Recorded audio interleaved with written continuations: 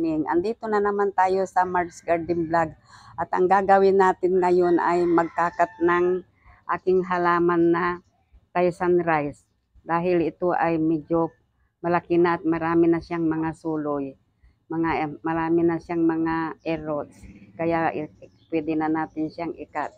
Bago tayo mag-umpisa, huwag niyo sanang kalilimutan mag-like, mag-share, mag-subscribe para sa aking video, para parating updated kayo sa aking video. O mga guys, mga mari, umpisahan na nating ikat.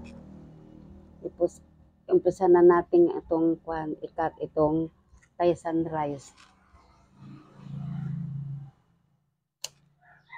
O tapos na mga guys, mga mari, tanggalin ko lang sandali itong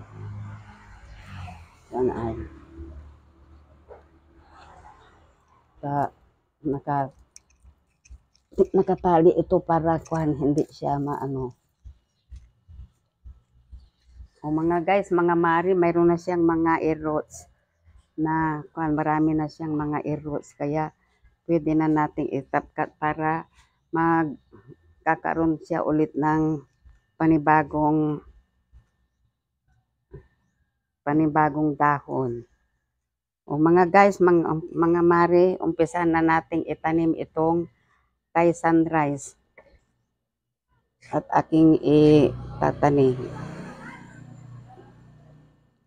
Ang aking potting mix pala ay ang garden soil, carbonized rice hull, coco dust at saka rice hull at saka carbo manure.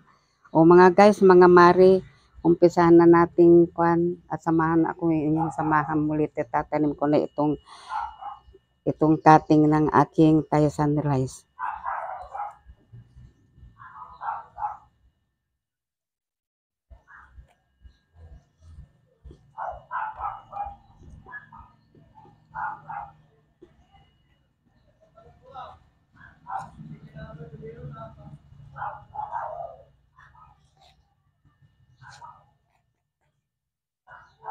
Mga guys, mga mari, huwag muna nating diligan ng mga bukas na itong diligan dahil katatapos lang ng ulan at medyo basa itong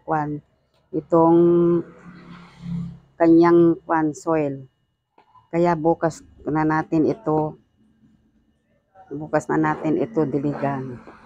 O mga guys, mga mari, tapos ko na naman na itinanim at itong aking tinapkat na Thaisan rice.